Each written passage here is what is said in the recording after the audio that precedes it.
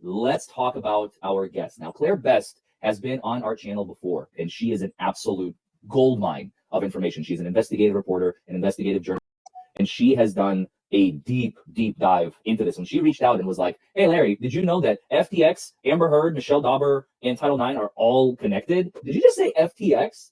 Are you talking about the biggest cryptocurrency scandal of like the 20th century? Let's talk about it. Real quick, in case you didn't know, Sam Bankman-Fried is the founder of FTX, a cryptocurrency. The SEC charged him with defrauding his investors. Now, there's apparently the Republican Party is demanding an investigation in how they arrested him. I can't really catch wind of why they would be demanding that, and it's supposedly about the timing. But Title IX is as reads. It's an Equal Opportunity in Education Act. It's supposed to prevent discrimination based on sex, several different factors.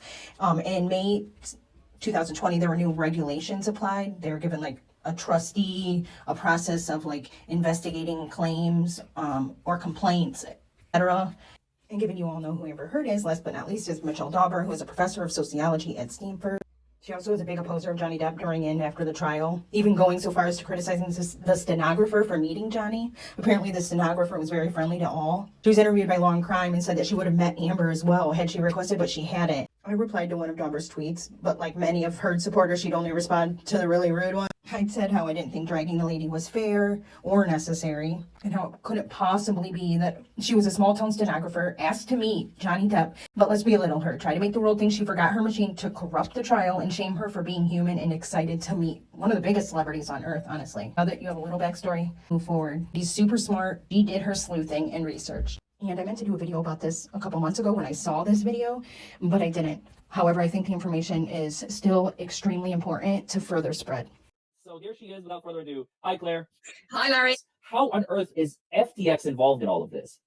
Absolutely. So Sam Bankman-Fried, who founded FTX, is the son of a Stanford feminist law professor called Barbara Fried, who works in the same Stanford law department as Michelle Dauber, who Amber Heard credited for the Me Too movement. And Michelle Dauber founded this nonprofit called Enough Voter Movement, which was specifically to target primarily male Republicans, but I think there were some male Democrats as well, to accuse them of sexual assault, rightly or wrongly, and to use that and the media behind that to basically oust those candidates to get in female Democrat candidates. And I, have long been what I call a traditional feminist. I will not stand up. And I'd wager that's what encouraged those new regulations written in 2020 for Title IX.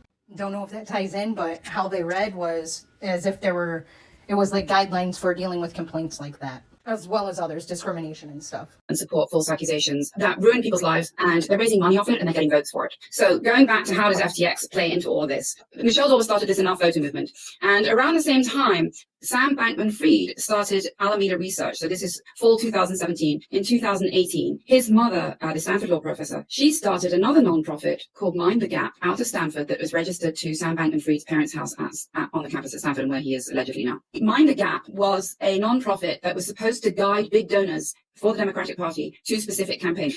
So Mind the Gap then started up in 2018. And this guy, Graham Gottlieb, who was one of the guys who started it, who came out of Obama's 2012 campaign, he had been a fellow researcher at Stanford. His bio on the Stanford site has actually been taken down now, but there's a little bit of it that is left, which essentially shows that what he was researching was how mind-brain science would integrate with federal policies and so forth. How mind-brain science would integrate with federal policies and so forth. Mind the Gap at the time, and he particularly talked about gaming the system. They were gaming the system to win elections with this Mind the Gap and telling people where to put their money, put it into this race, that race, wherever else. Mind the Gap started in 2018. Then Mind the Gap Research started in April 2019, registered to this guy, Graham Gottlieb, at Sam Bankman-Fried's parents' house on the Stanford campus. And then in a little bit later in 2019, FTX started up. And on the 8th of April 2020, Joe Biden is announced as the presumptive nominee. Now, what happens? But Tara Reid accuses Joe Biden of, in fact, specifically of digital penetration. She was broadly kind of dismissed by the entire Democratic establishment. The New York Times admitted later that they took 3 weeks to comment on it, that they had revised their articles to make Joe Biden look more favorable. It later came out that SKDK, which is the Democratic Party PR firm, that they had spent, I think, something like $2 million to discredit Tara Reid. But what was interesting about that is that Michelle Dauber came out onto Twitter and said, begging the Democratic DNC to get Joe Biden to step down, not to run, because and in fact, in one tweet, she said, we don't want Watergate 2. And I always thought we don't want Watergate 2 meant that she didn't want the whole fakeness of the whole Me Too movement to unravel. So the other element that ties into this was I looked at Michelle Dauber, and lo and behold, Michelle Dauber started a nonprofit at her own home address in Palo Alto in 2008 with Davida Brooke. And who is Davida Brooke? Well, she was Amber Heard's attorney. When it became known that the Washington Post Me Too op-ed had been created for Amber Heard by the ACLU, Amber Heard's legal team quit abruptly without any explanation, and the people who quit included Davida Brooke. But I'm now of the opinion that that Washington Post op-ed literally directly had Michelle Dauber's involvement in it, in creating it. And the reason I say that is because there's a paragraph in it that talks about Title IX and sexual assault on campus. And Michelle Dauber was the co-author of the unregulated 2011 Dear Colleague letter that was launched in New Hampshire by Joe Biden and led to all this campus kangaroo courts. And the crypto thing goes back to then as well. In 2009, the Department of Justice started funding the University of New Hampshire, where the Dear Colleague letter was introduced. Know Your Power and bystander training went on to get more funding from the Department of Justice, were introduced in schools and colleges around the states, around the nation and across the world. And then in 2018, they went under the umbrella of a thing called Soteria Solutions. And Soteria Solutions is based out of the University of New Hampshire. It is a for-profit enterprise, and it coincidentally shares the exact same logo as Soteria Finance Holdings in London.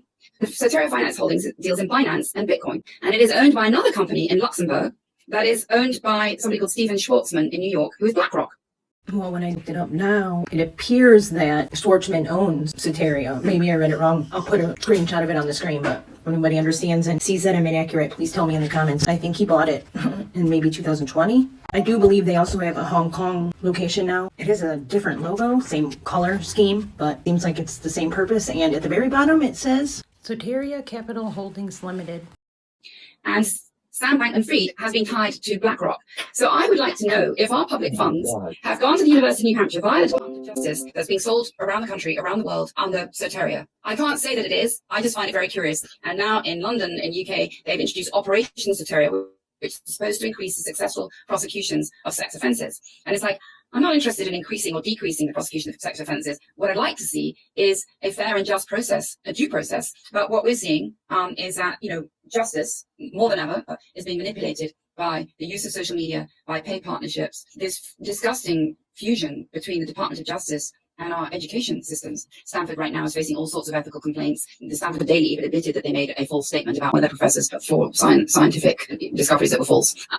The Stanford is facing a official Title IX complaint for sex discrimination, gender bias. And, you find out that basically we're being manipulated so much by FTX, by these donations, by Mind the Gap, by Michelle Dauber, by the Enough Voter movement, by their partnerships with political PR companies. So in line with political PR companies, Amber Heard had a political PR company called Precision Strategies until the end of the first week of the Virginia trial, when they split company. I looked into Precision Strategies. Precision Strategies was founded by a woman called Stephanie Cutter, who coincidentally was Obama's PR strategist for the 2012 election campaign. Precision Strategies also happens to represent the ACLU and Planned Parenthood. And Stephanie Cutter, in her bio, talks specifically about her relations with Washington Post, with Rolling Stone, with Politico magazine, and a few others, but those three particularly, which are all ones that are essentially being very much aligned with the Amber Heard narrative. But Amber Heard has been a spokesperson, I believe, for UN Women as well, who as well as L'Oreal, are also represented by SKDK. And SKDK is a political PR company that also represents Pfizer. It represents the government of Ukraine. It represents Prince Albert of Monaco, AT&T. It represents Disney, which owns ABC.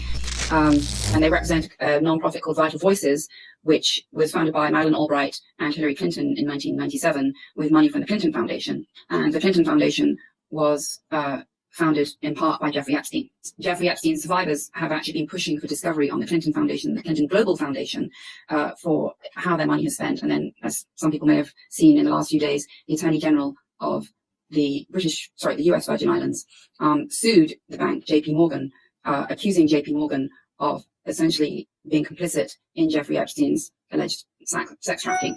And 4 days after she filed this suit, she got fired by the governor of the US Virgin Islands. And who happened to be in the US Virgin Islands at this time? Joe Biden. Who really knows what's at the bottom of all of this? But it's dark and it's dirty, and things keep getting taken off the table, taken out of public view. How did it get this far? They're trying to kind of downplay it, and they're feeling sorry for his parents and so forth. And I'm sorry, I don't feel sorry for his parents. You don't buy a $16 million house in the Bahamas if you're a tax attorney and a law professor and claim that actually it was, even though it says it's a holiday home on the listing, that it was meant to be part of the company. I think that they're all covering this up, and I feel really aggrieved by this, because you have these students around the country, at Stanford, everywhere, who have nothing like the privileges of these people, basically preaching to the rest of us their, woke ideology for, effective altruism, earning a lot of money and giving it all away. And it's like, you look into it, and what are they doing? They're giving it to their friends. They're pretending that they care about diversity, equity, inclusion, feminism, blah, blah, blah. It's all rubbish. It's all a front. And I find it really upsetting and dismissive of the public and the public's interests and our children. And so why am I here fighting all of this? Because I feel like it's our children's futures. And, if we're not going to leave our children with a more ethical, better world, what are we doing? I couldn't have said it better. An activist is someone who is passionate about what they believe in, but will answer questions with reasoning behind what they believe. A propagandist is someone who sings the song, but who can't answer questions rationally and then just shuts you down. Michelle Dauber is a propagandist. She doesn't answer questions. She runs away. She spouts all sorts of, venomous, hateful things on the internet. She's racist. And I think she's a misogynist as well as a misandrist. And, I think we have to really take people like that on head on and call them out. And they're surrounded by this network of these activist journalists like Kat Tenenbaum, like Taylor Lorenz, like Susan Zalkind.